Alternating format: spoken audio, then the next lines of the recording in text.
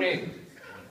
Last week we started our walk through the New Testament with the book of Matthew, seeing his testimony of Jesus as being the freedom bringer, the new Moses bringing freedom to people. Today we're going to continue our look through the concise Gospel of Mark. And remember, as we go through these, that the Gospels are designed to give us a full picture. When you look at all the Gospels, they give us sort of a full picture from different perspectives of who Jesus is and what we need to know to believe in Him. And that these are designed to give you sort of a snapshot of the whole book. More detail on Mark. Pete's doing a class right now in the morning going through chapter by chapter, sort of verse by verse. Look at that. So if you're interested in more in depth, and you can come to that. For the first 1,700 years after Jesus, Mark is considered the inferior summary of Matthew. It's a short little book, and by the 19th century, as they examined it a little bit closer, more people looked at it, a theory started saying that Mark was actually the earliest of Gospels, that it was a possible source, actually, for Matthew and for Luke. And so you've got early, what are called church fathers, testifying to this fact, testifying that John Mark, who's the son of Mary you see in the book of Acts, and he becomes an assistant to Paul and to Barnabas, that he is the author, and that he interprets from the sermons of Peter. Peter's in Rome, and he's an assistant also to Peter in Rome. You see that in the verse in 1 Peter. She who's in Babylon, chosen together with you, sends you her greetings, and so does my son Mark. A lot of people believe that's John Mark, and that he's there with Peter, and he's learning, and he's taking the sermons and the things Peter are preaching, and becomes his Gospel of Mark, his book that he writes. May have been written for the Roman Gentile audience that was there with him, that Peter was preaching to. Those are the sort of the facts behind the story, the facts behind the writing, the data. But it's the story of Jesus. And it's a story that moves us. It's a story that tells us, a story that sells things to us. When you guys see commercials, it's not the facts, not the data, it's the testimonies, right? Testimonies of people. The stories that people have that sell things to you. And so what is Mark's story? What's the story of Mark? Well, it's the story of Jesus' authority to heal, to teach, to serve. And he forgives sin in chapter 2. He redefines the Sabbath. He controls nature. That he is God's Son. He is the suffering divine servant. In essence, that is the story of Mark. And he's known by that epithet, the Son of God, by the demons in chapters 1, 3, and 5. His Father comes down during his baptism, testifies to his Son. At the Transfiguration, he said that he is his Son. God's Son, the suffering divine servant, is the ultimate story of Mark. And he starts it off right from the very beginning. It's action-packed, and he wastes no words. First line of his gospel, this is the good news about Jesus, the Messiah, the Son of God. I mean, how much more clear could you get than you start off the first line with that? And Mark is very action-oriented. There's only a couple of chapters in his book dedicated to the teachings and preachings of Jesus, whereas the other Gospels have more in-depth look at that, and you have a lot of Sermon on the Mount in the Gospel of Matthew, just for example. Mark does not have this. Mark is about the deeds, about who Jesus is based on what he does. You've got a lot of action moving forward. The story is told very well to keep the reader going, to see who Jesus is by what he does. Lots of interactions with people and lots of actions going on. So where do you think Mark's focus is? Well, it's on what Jesus does, right? He spends at least 6 of his chapters, on the last week of Jesus' life. Now, that's a significant percentage. You only have 16 chapters in the book of Mark, so 6 spent on the last week of his life is a significant percentage. Compared to the other Gospels, they may spend 2, 3, 4 chapters, but are much longer. And so he's got a focus, and we're gonna bring that out a little bit. So, on our mark, get set, go. That's how he starts off, right? Out of the gate, and he wastes no time, and he says, this is the Son of God, and then he starts with a story about his baptism. Goes straight to his baptism.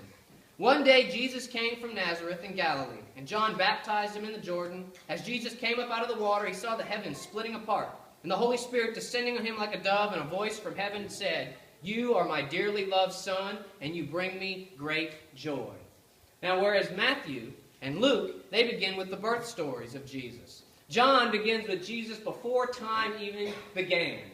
Mark starts with the baptism of Jesus. And that's at least something to take note of. that the Father declares who he is. The testimony, another testimony to Jesus being the Son. And it's a pivotal moment. It's why baptism was so important to the early church and why it should still be today.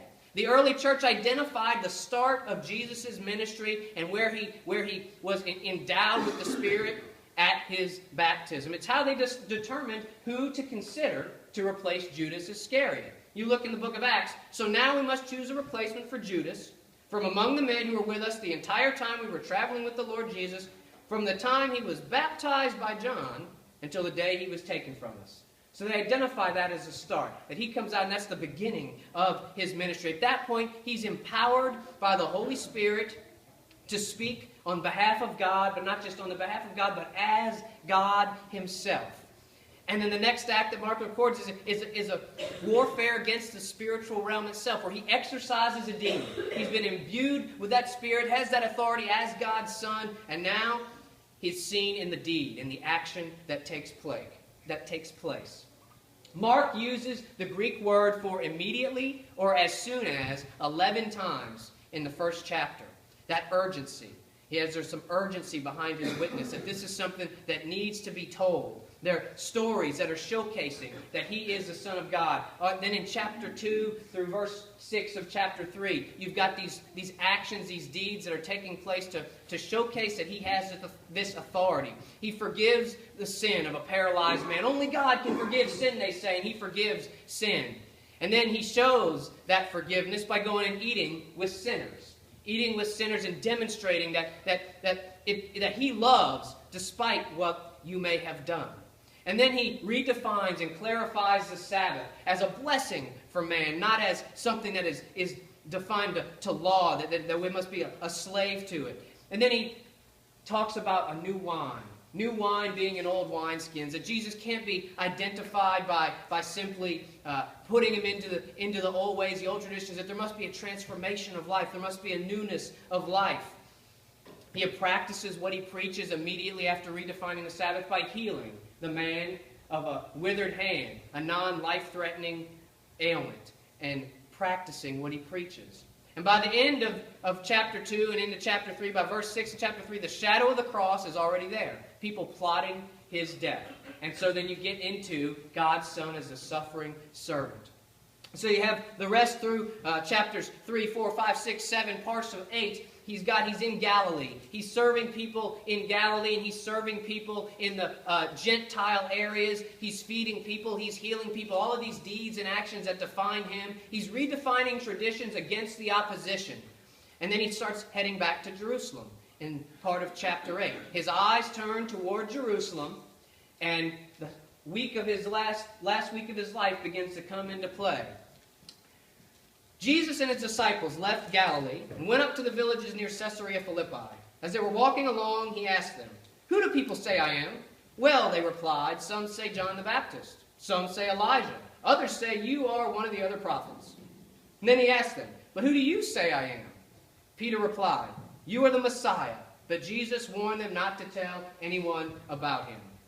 Identifying Jesus as one of these reappeared people is inadequate. It's like putting the new wine in the old wineskins that he had said once before.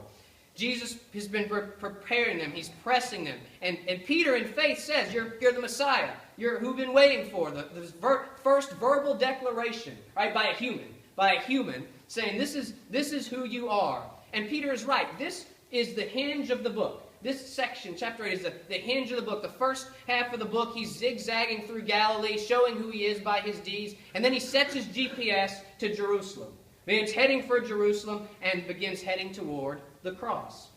This section right here, these statements by Jesus, closes the book on the first half, where the miracles and the actions and the healings in Galilee are taking place, and it's a Jewish confession of his identity. Now notice, they're still in Gentile territory. Caesarea Philippi is way up there. When you look at the map, they're in what's considered Gentile territory. So you got this Jewish confession in Gentile territory. And Peter's right. Peter's right about who he is, but he's also wrong. His concept of Messiah and his concept of sonship has to be clarified. And Jesus' central question says, who I am. Who am I? And Mark reveals him as the suffering servant, that he must suffer. that he must die. Now, they don't think that, right? Who he is seen through his service and through his death. Not once, not twice, but 3 times in chapters 8 through 10. This is in 8:27 where this takes place. 3 times he's going to tell them about his death. He's going to speak of his death. That it's got to be seen through that. It's got to be seen through the cross. It's got to be seen through his service. And the last time in chapter 10 he says, "For even the Son of Man came not to be served, but to serve others, and to give his life as a ransom for many." To serve and to die. His sonship, his messiahship must be seen through that. Must be seen through those eyes. And the second half of the book, remember this is the hinge, the second half of the book is going to end the same way as the first, only flip-flopped. It's going to end with the Roman officer who stood facing him, saw how he died, he exclaimed, "This man was truly the Son of God." Now you got a Gentile in Jewish territory exclaiming that he's the Son of God.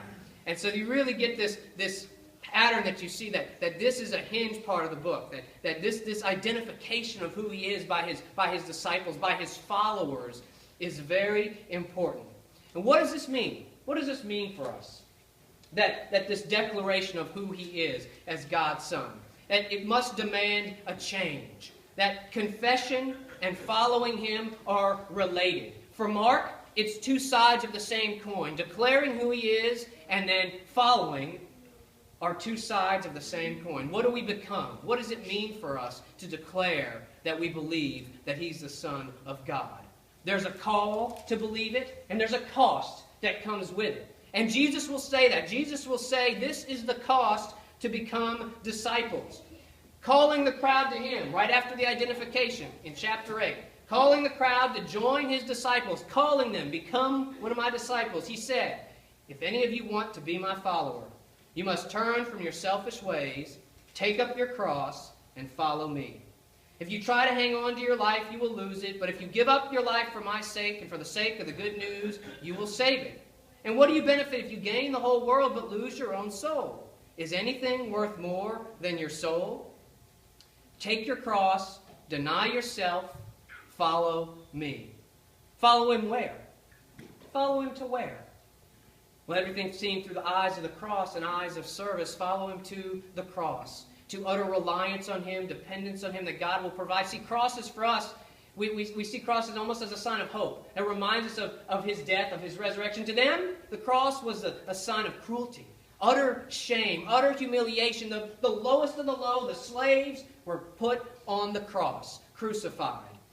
You have to be willing to give everything to him. You have to be willing to give total allegiance to him. Total everything you have. And we have to be willing to choose time and time again against the crowd or the cross. He called the crowd, said, "Follow me." And it's a choice, always. Do we follow the crowd or do we follow the cross? You should watch this quick video.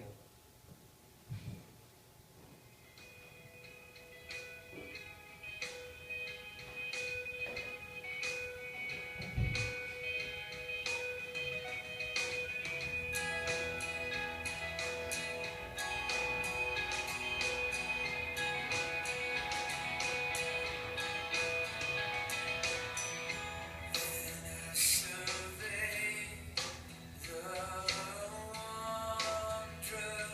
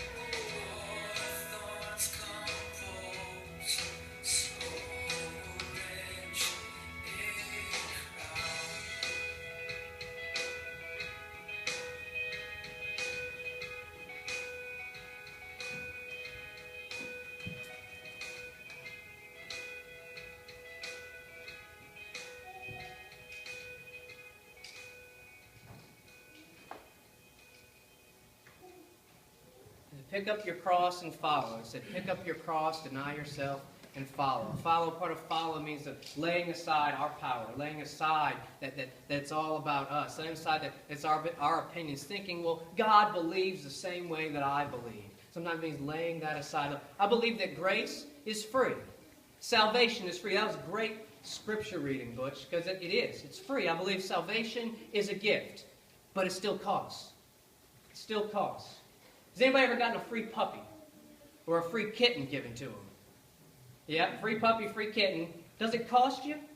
Yeah, everybody knows it costs. Scratched up furniture, pee and poop on the carpet, on the floor, got vet bills, maybe some expenses, right? It costs. But it was a gift. And you learn to love little Fluffy. You do. You love Fluffy. It becomes part of your family, maybe. But there's a cost. Maybe. Look, he's got some eyes. I don't know about it. I'm not loving Fluffy.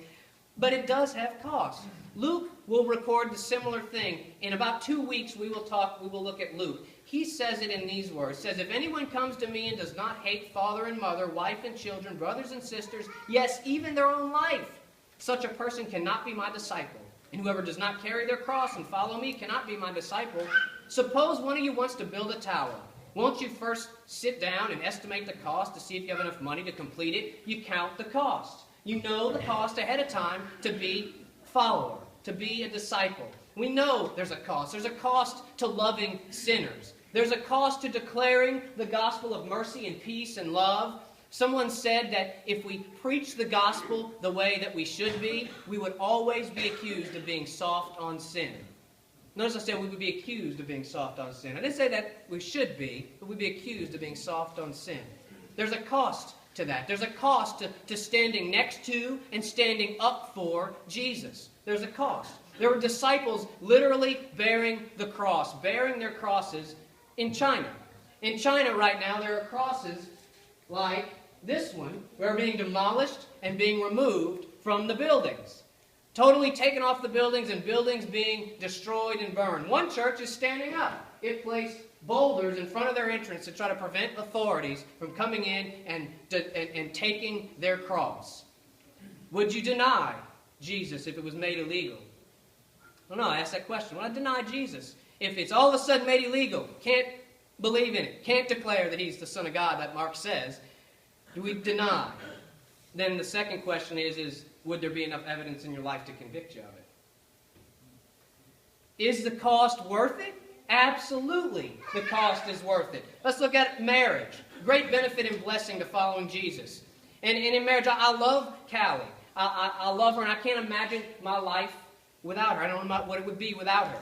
But at the start of our marriage, or even today, I went and said, look, just tell me what I need to do to make this work. And just tell me what I need to do. The bare minimum is preferable. And we'll be okay. What, you would think that's going to last very long? Think that marriage is going to... No, probably not. Somebody's going to get smacked. There's a cost. There's a cost. I love her, and I love our marriage. There's mutual submission there. There's a we. But there's a cost. Honestly, it hurts my dating life a little bit to be married. But it's a cost, right? Jesus paid a cost as well. I think part of it, yes, with the cross, we know the cross. Part of it was flesh, becoming divinity into flesh, living in this mess was a cost. And Mark, he focuses all the way to the cross on the sonship. He tells how Jesus declares, yes, I am. They ask him, are you the Messiah, the Son of the Blessed One? He says, I am the Messiah. I am. And then he testifies to that. And it doesn't end there. It ends with his resurrection. His divinity showcased in his resurrection. His disciples are changing. They're moving forward. They're counting the cost, but they're using changed lives and moving forward. They become a band of grieving outcasts who are hiding behind closed doors into living changed lives and boldly telling the story of Jesus and living in community, creating authentic communities for themselves and not allowing the crabs to pull them back into the bucket. Now I confused you, right? The crabs being pulled back into the bucket. Crab fishermen, is everybody going to go crabbing? Crabbing, okay. Crab fishermen will tell over and over in the story that if you catch one crab, you leave it in the net. Because if you put one crab in a bucket, it'll get out and down the pier and it's gone.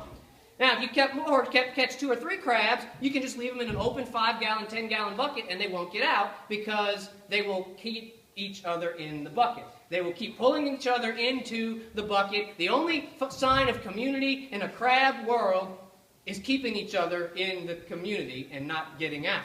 Don't believe me? YouTube.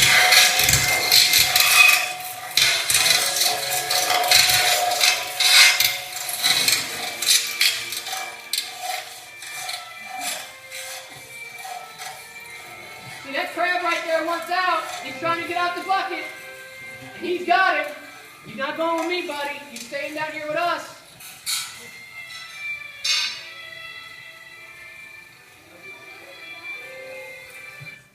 He's not letting him go. Crabs. The disciples were not afraid to get out of the crowd and to get away from the community, to follow Jesus wherever it took them. And you don't think the Jewish religious leaders, the religious crabs, tried to pull them back in? Yeah, read the book of Acts, read Galatians, read some of that. They tried to pull them back in. They wanted to be in their community with the laws and the rules and the patterns, and you had to do things this way, and you had to do that thing. Don't we do that to each other today? Don't churches do that to each other? You come up with something new, you say something that is outside the box, and you get met with harsh, cruel, unkind opposition, panic opposition, because now you're trying to get out of my bucket. Don't get out of my bucket. You've got to stay in the bucket. There's a cost to following Jesus, and sometimes it comes from within the own family. It comes from within your own family. And yet, Jesus calls us to unity, to love, to serve one another, to pick up our cross and to follow. It means to continue learning and to continue growing, deepening our faith and getting closer to Him. And even if that means crawling out of the buckets that other people expect us to stay in. He changed their paradigm. They thought, okay, He's going to be a Messiah, He's going to be a political military leader, He's going to come and save us, and He shook those expectations.